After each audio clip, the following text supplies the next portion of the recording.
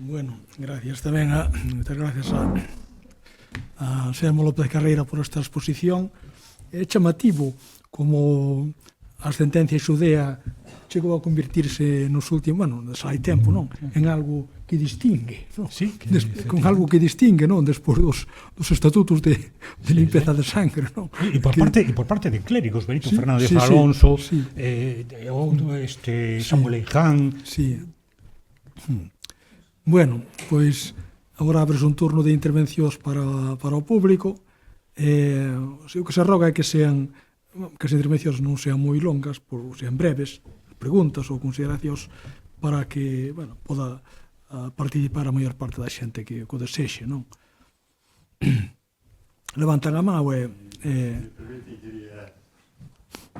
Quería comentarlle un tema ao profesor Sánchez Pardo, e é que tratamos os recreacionistas do Ar de Lucus tratamos de ceñirnos o máis posible ao rigor histórico, e para iso, pues, bueno, consultamos por exemplo, co profesor Felipe Arias e con moitos outros, non? Entón, por iso lle agradecería que a próxima vez non nos diga que nos disfrazamos. O antroido celebrámonos despois, antes, tal, pero aquí si quere molestar a xente que participa no Ar de Lucus, dígalle que se disfraza, nada máis que iso. Vale. Sí, eu iba a facer a mesma aclaración. Aquí non se disfrazan, se caracterizan. Bueno, o cal non impide que os romanos vayan coas gafas de sol e o móvil na mão. Non, pero un pouco máis en plan serio. O que vou dicir xa o dixen varias veces e pido perdón porque seguro que algúns xa me oíron moitas veces. O Ar de Lucus nace a rebufo da Declaración de Patrimonio da Humanidade a muralla de Lugo, evidentemente, non? Pero que o verdadeiro aldabonazo é precisamente esa Declaración de Patrimonio da Humanidade que agora se cumplen 25 anos. Pero non hai que esquecer, os que somos vellos, pero temos memoria, non nos esquecemos, que 2 anos antes da Declaración de Patrimonio da Humanidade había concelleiros que promovían o aparcamento de coches contra a muralla en toda a ronda, para que se vexe o respeto que os luceses tiñan para a muralla. 2 anos despois a UNESCO dixo, non, son ustedes Patrimonio da Humanidade. Entón, todos caeron, ou casi todos, caeron da burra.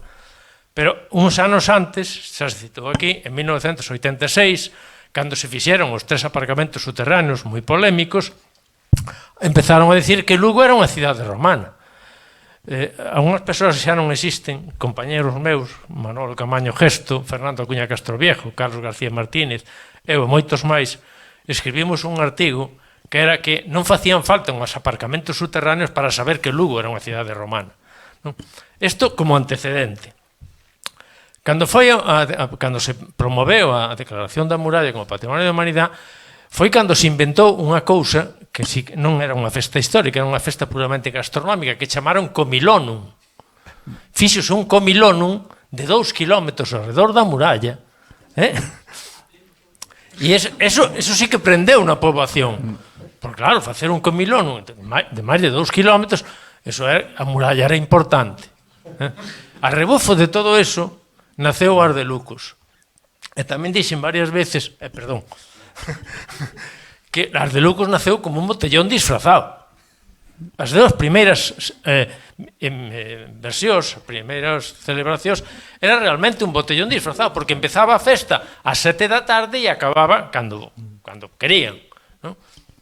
E ademais, nas primeiras celebracións tamén se facía fincapé no máis ruín do Imperio Romano. O sea, as pelexas de gladiadores, a venda de esclavos, por suposto, os desfiles militares da conquista, que, por certo, algún día teremos que falar do que pasa cos tambores. Porque unha das cousas que máis gusta do Ar de Lucus é a tamborrada, o sea, sobre todo a pequenos e maiores. O sea, os desfiles con tambores son preciosos, pero todos sabemos que o tambor é unha introdución árabe, que os instrumentos de percusión romano era o tímpano e outros que non era exactamente un tambor, pero queda moi ben, non discuto que queda. Estou totalmente de acordo. O que pasa é que os tambores para os desfiles do Ar de Lucus veñen dados e empezaron a usar os tambores porque é tanta aglomeración de xente que se non levas Si non te tambores habrían non se paso, pode non pasa desfilar. Entonces, pero efectivamente, cumple os moita tambores e as tamborradas non ven a nada, pero é por eso. Non bueno, é e acabo. A importancia do Ars de Lucos, digamos, a repercusión patrimonial e de asunción histórica do Ars de Lucos é innegable, porque é verdade que naceu como un botellón disfrazado, pero mellorou moito co paso dos anos, ampliáronse moito toda a oferta de todo tipo, cultural, lúdica, gastronómica, ainda que efectivamente ven xente vendendo cousas que depois os atopas na feira de Betanzos, non? Vende o mesmo na feira de Betanzos que no Ars de Lucos, non? Está claro. Pero o Ars de Lucos mellorou moito nese sentido, e para rematar, creo que todos estamos conformes en que o Ars de Lucos nos dá máis cohesión como lucenses, como galaicos romanos, porque efectivamente unha evolución que sí se veu moi clara, que dichedes todos moi clara, é que xa non era unha celebración puramente romanista de romanos, sino que aparece o elemento castrexo, céltico, galaico, como de que iramos chamar, non? E como moi ben decía José Carlos, por aí van os tiros da historia, porque o fundamental desa época é precisamente o proceso galaico-romano, que non é un invento de agora, que xa incidían nel xente como Cuevillas, como Xesús Tabada Chivite, maiormente, o elemento galaico-romano que é a asunción, é a asimilación, a culturación, hibridación, como chaman de mil maneiras agora, que está presente na arqueoloxía, na epigrafía e moitas máis cousas. Nada máis.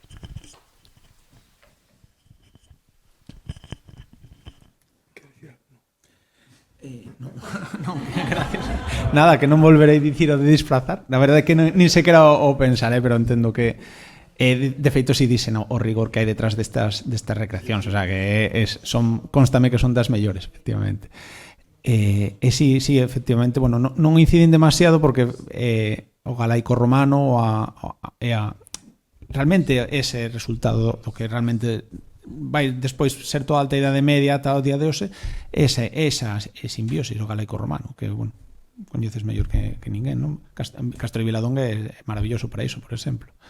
Si, é algo que probablemente ademais une moi ben as dous componentes da festa, o romano e o castreso.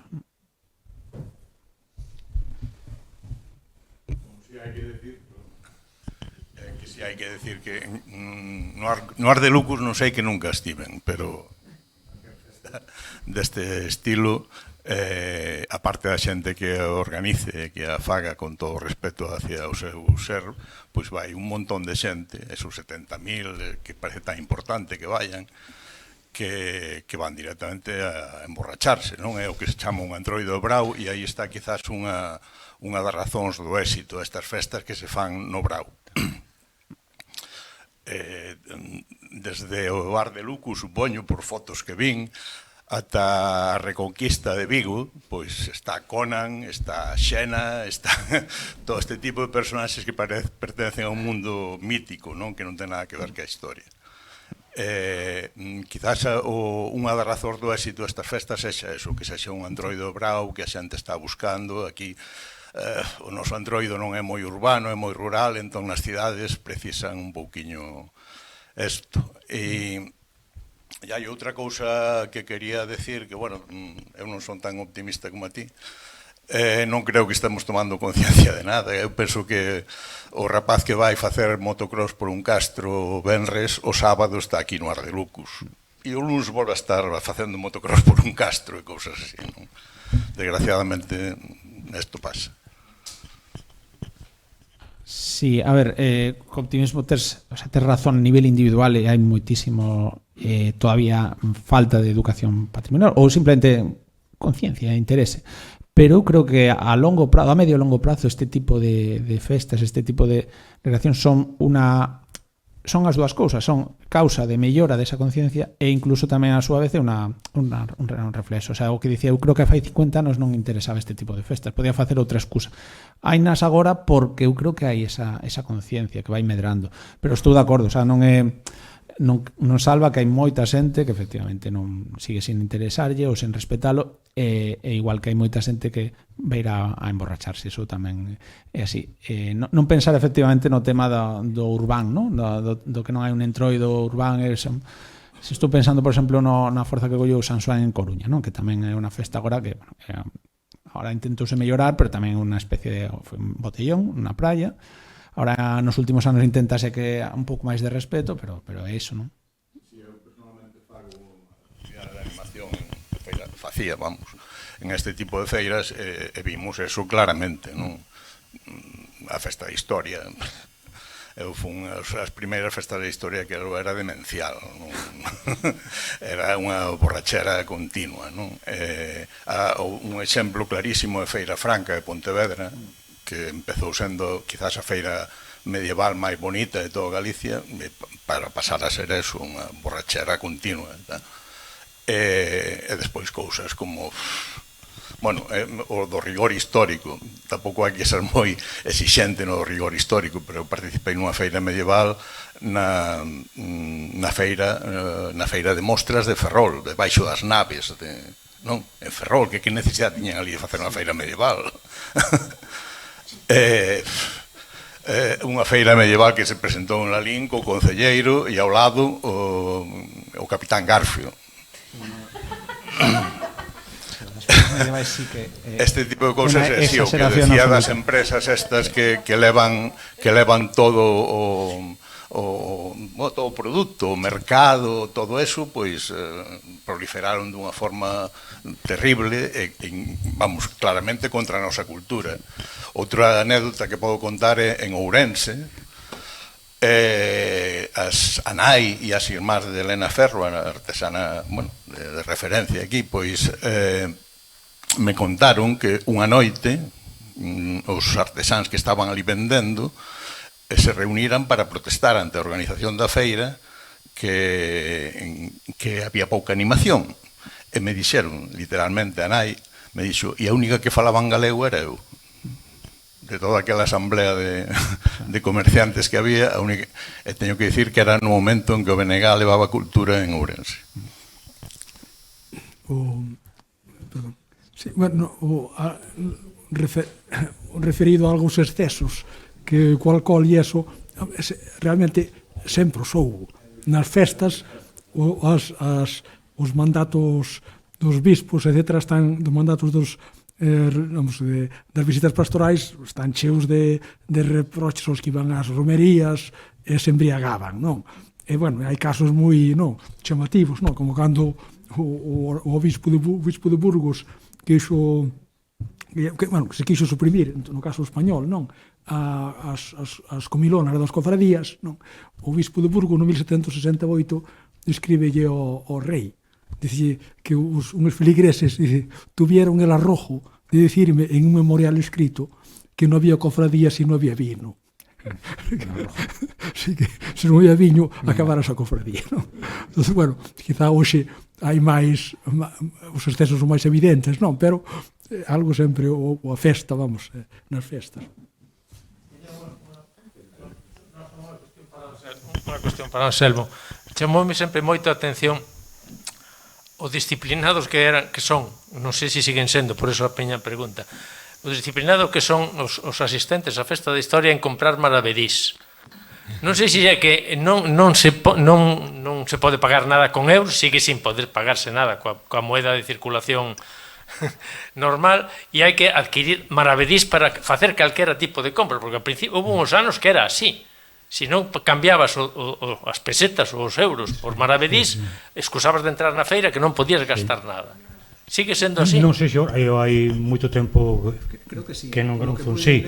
Pero eu sei constame de xente que se queixa que ademais o cambio é abusivo.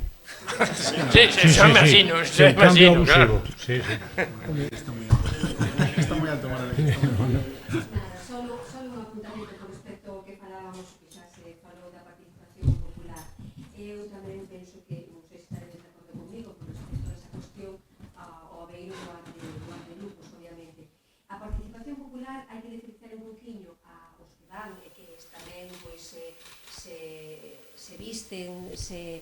Bueno, pues tamén participan nos eventos que organizan que, bueno, pues tamén se pagan os seus traxes e demais. E logo, por outra banda, unha cousa que eu penso que distingue ao Ardelucos é que esa participación popular tamén se fai non do xeito de empresas, de hostelería e demais, con un fin comercial ou mercantilista, sino realmente porque queren, porque poñen o seu tempo e os seus cartos. E iso é o que fan todas as asociacións do Ar de Lucus aquí en Lugo, e que eles non o din, pero bueno, xa non me pagaron, pero estou no dicindo eu. E hai outra cousa que distingue o Ar de Lucus, non sei nas outras festas de recreación histórica, pero o Ar de Lucus desde fai uns anos tamén ten unha programación cultural paralela, previa, que fai unha serie de actividades, de complementos, de conferencias que trae moita xente, moitos eruditos ao respecto da historia, da arqueoloxía, que ilustren non solamente ás asociacións, sino a todo o público en xeral, para que poidan preguntar ou para que poidan tamén, digamos que, aprender e ao mesmo tempo concienciar. Entón, eu penso que eso tamén é un factor a ter en conta con respecto ao Ar de Lucus e realmente a todas as asociacións que o fan posible, a veces incluso pese á administración, a veces, entonces, bueno, pois outro factor diferencial da participación popular en determinadas festas de recreación histórica. Aquí somos 900 recreadores en las novas asociacións. Posiblemente en ninguna festa de recreación histórica da península, incluso a Portugal, hai tantos recreadores nin tantas asociacións. E o que falabas por exemplo, do tema da muller, aquí hai asociacións que son exclusivamente de mulleres. O tema dos galaicos, que prácticamente cada asociación de galaicos colleu unha maneira de vivir, non? Temos desde os namarinos que viven da pesca e tal, que son os de Tirnanog, e temos, o sea, que as asociacións, cada unha vai buscando o seu papel, non? Que non é... Eu me gustaría, non sei se entendí que tú eras de Lugo. Sí. Pois vente pasar un ano no Ar de Lugo. Sí, debo pasar. Xa verás. Sí, é triste, sí, son de Lugo. Sí. Pretoriano. Tiña unha pregunta, se pudera ser...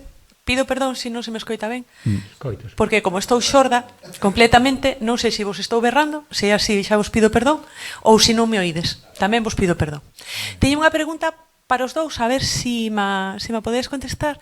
Eu teño a impresión, como antropóloga, teño a impresión de que o éxito e a proliferación das festas medievais por toda Galiza, as que se refería antes o colega, nos anos 90 e principios dos 2000 foi fundamental para que o Ar de Lucus prendera como prendeu despois da declaración da UNESCO. E quería saber se pensades que pode ter algunha relación isto de medievalismo por todas partes, saturación de medievalismo, de feiras medievais, e de repente aparece unha feira de recreación histórica noutro período histórico que podía ter sido o romano, Castrexo u outro, simplemente era a diversidade, lo nuevo. E se eso que pensades que incidiu ou non, que non ten nada que ver, e la antropóloga, como sempre, está equivocada. Grazas. Pois, non sei se queres contestar. Non, pois, non o sei, pero parece lóxico que proliferaban eran as festas medievais. Había unha superabundancia de festas e feiras, entón, pois, posiblemente, en outros lugares buscaron outro elemento identificador para facer, pero non o sei, non o podo asegurar. Lógica ten. Sí, eu creo que é un factor que seguramente axudou, efectivamente, pero aínda así, se non houbera eu creo que esa implicación do tecido social detrás, non fraguaría. O sea, eu creo que é algo que sí que axudou a que se fora algo distinto, pero que sí, o sea, digo que non o pensara, que efectivamente estamos saturados de feiras medievais, pero probablemente o podes facer noutro lado que tamén tens oríxes romanos e o mellor non funcionaba. Por exemplo, non sei, é que claro, a nivel arqueolóxico tes outros lugares onde podes facer unha orixe romana, por exemplo en Coruña tamén, non é tal, pero podes facer o Brigantium, ou podías facelo bueno, ahora en Vigo, por exemplo, que teñen uns o sea, uns descubrimentos romanos espectaculares do comercio de Vigo, non, claro, si é posterior, tardantiguos, etc. Son espectaculares, e o mellor non calaban, non sei. Bueno, pero en Vigo teñen a da Reconquista. Sí, claro, que teñen. De todas formas, O Tui, por exemplo, non? O Tui romano. Sí, Claro. É a primeira festa histórica, digamos, urbana, porque os outras, con eso de que eran vilas medievais, non son cidades propiamente ditas. Entón, ao ser a primeira festa urbana e romana en Galicia, pois claro, eso deu un empuxe tremendo, non? Non era ni moito menos a primeira de toda a Península Ibérica, e en España moito menos. Aquí que se copiou, se sigue copiando en algunhas cousas, Tarraco Viva, todo o que se fai en Mérida, o que se fai en Alcalá, o que se fai en Córdoba, en 1000 sitios, non? Eso é sí, eu creo que a singularidade, porque eso tamén influye na adhesión dos veciños. Na adhesión dos veciños, a singularidade. Non, pues claro. E logo está algo que decía, se comentaba de broma hai moitos anos, que decía que cando o resto de Galicia andaban taparrabos, en Lugo xa tiñamos alcantarillado.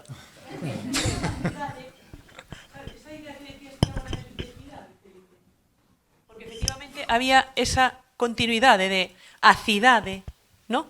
Do Imperio Romano, Lucus xa era unha cidade daquelas, e isto de recoñecernos como cidade, e aí entrarían outras dinámicas, agora va, atención que vai a locada antropóloga outra vez, aí entrarían outras dinámicas completamente actuais da consideración de Lugo como cidade dentro do entramado das cidades galegas. Sí. Todos, ninguén discute que la Coro é unha ciudad, o de Lugo, quietos que somos da aldea. Hola. Entón, estas cuestións, a ver, que o Art de Lucus empezou en 2001. Quero decirves que el antropólogo está un pouco para allá, pero non de todo.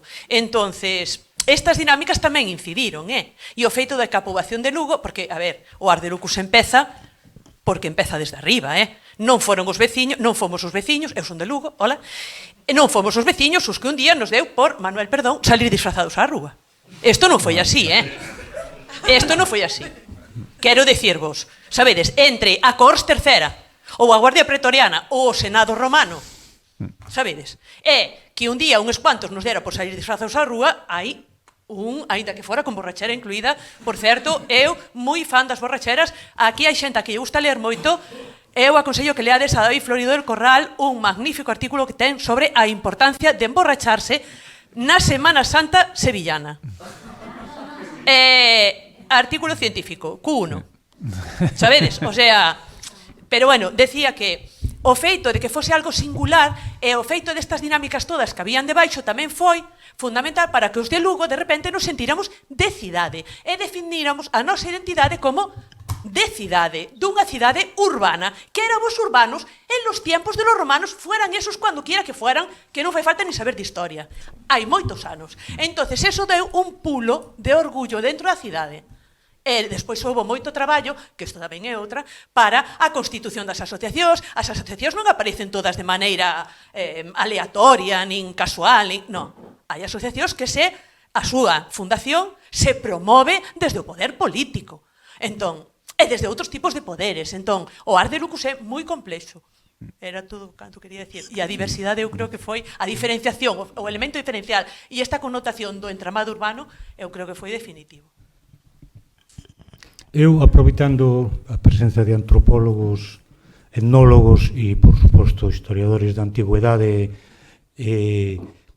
lembro benseme a cabeza unha festa que non sei se se pode considerar unha festa máis que historicista, porque historicista non é, pero sí, quizás histórica. Quero saber se ten unha base etnográfica que poda remontar a tempo moi antigo. Nova, desde logo, non é, tal vez, desde logo unha festa de borracheira. Eso, por suposto, é que, ademais, é en gran parte do que se trata, que é a festa do Monte da Guarda. A festa do Monte da Guarda, que parece ser que quere lembrar o abandono do monte e a baixada a Vila Nova, o sea, a Guarda, a tal. Non sei desde cando se celebrará. Desde logo celebrase desde eso polo menos. Quero dicir que é antiquísima. Aí sí que non sei se non hai unha tradición histórica detrás deso. Eu que sei que utilizaban as casas de Santa Trega como adegas. Creo que nas constituciones Tegra en algunha alusión a esa festa baixando o monte. Desde logo era unha festa popular, eso desde logo, eran as confrarías dos Pero creo mariñeiros. que nas constitucións de Santa Tegra hai algunha referencia, aí sabería que miralo, e iso poñeríanos, desde logo, hai séculos. Hai séculos, claro. Sí, sí. Sí. Sí, a ver, eu quería aportar tamén algo que tamén teña algo que ver con esta casa e con esta historia. Sí, quería resaltar, porque os outros compañeros meus xa adiantaron moitas das cousas que nos diferencian. Eu creo que había que mellor facer un estudio xenético, porque creo que os de Lugo, a nivel industrial e a nivel outros niveles políticos incluso, somos un desastre. A nivel de festas de recreación histórica algo fixemos ben. E grazas que eu vexo, e que tamén me gusta resaltar, é que dá gusto, e ainda digo, falo de actualmente, que se tú a alguén lle propós que bote unha mão en algo que el sabes que controla, dá-o por feito. O sea que buscas, non sei, construir unha maqueta dunha noria de Canxilóns, unha cousa moi rara que temos nós tamén na Cors. Bueno, pois, iso fixo un duranse, tomando uns viños, fixo o boceto, e está aí, que funciona, que é o xoguete pequeno dos nenos. Con eso quero dicir que a xente de Lugo tamén hai que reconocerle que botou unha mão cando se necesita.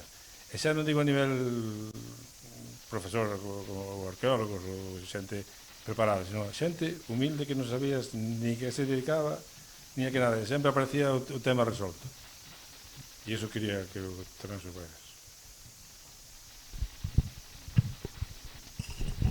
Bueno, eu me vou a remitir un pouco máis atrás. Eu penso que efectivamente, pois no ano 2002 hai unha festa como con a evolución que temos hoxe en día, pero eu penso que a miña terra está feita de fitos, non, que temos na memoria colectiva, non, e un dos fitos é pois este anel, non, de lousa que hai en Lugo. Primeiro feito denominador, non, que podemos decir o Arde Lucus, ou que está pechando o espazo urbán, non, ou pseudo espazo urbán desa urbe Lucus Augustica. Ademais, no século XIX, e aí nos falta hoxe Adolfo da Belvilela, non, para estarnos falando dos problemas que había con os antimullaristas, os que apoyaban a muralla, loitas, mortes, non, xa o que levou. Logo Felipe falaba do ano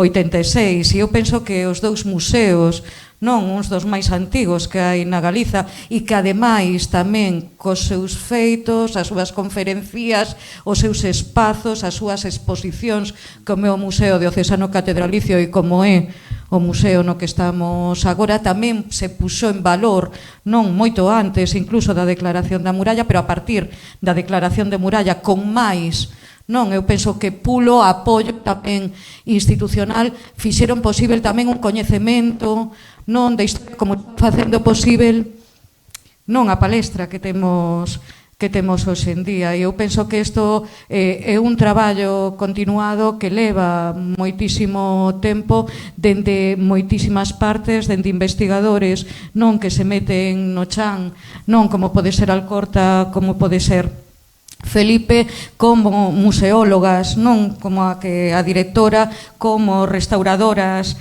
como a que temos aquí, e como, non, habitantes dunha cidade que ao fin ao cabo descubren a súa historia, a poñen en valor, e efectivamente entra un produto interior bruto moi interesante sobre as bacanais, non, que como eu consideraba primeiro o Lucus Augusti, non, hai que lembrar que estamos no mes do Lume Novo, acabado de pasar o Beltane, non, e que entre unhas quendas de unha cultura prerromana, non, a romana ven acaendo todo moi ben, e sobre todo fixo posible a que moitísimas persoas que non sabían o que era nin o substrato galaico nin o substrato galaico romano puxeran en valor unha pizca do pasado. Para min é máis interesante ante de que vestáis aquí, non creo, Circo Máximo, tampouco e Gladiadores aínda menos, non estamos na Finisterrae peninsular, pero bueno, ao fin e ao cabo é unha posta en valor dunha historia, dun pasado, dunhas investigacións, dun restos arqueolóxicos e sobre todo un eterno anel de pedra que nos circunda, eu penso, a todo o mundo que quedamos na parada desta urbe.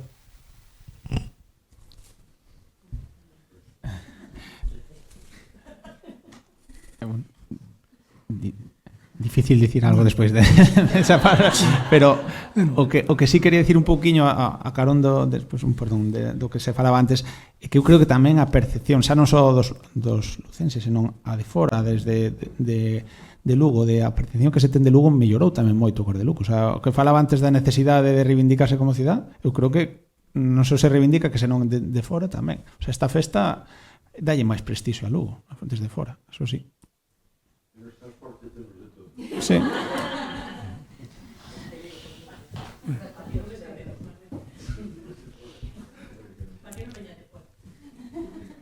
Bueno, todo se andará. Sí. Sí.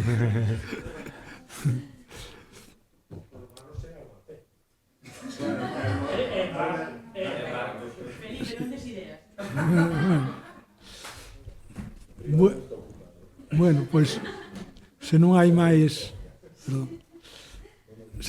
intervencións, pois damos por concluído esta mesa redonda. Agradezo, reitero o meu agradecemento á directora do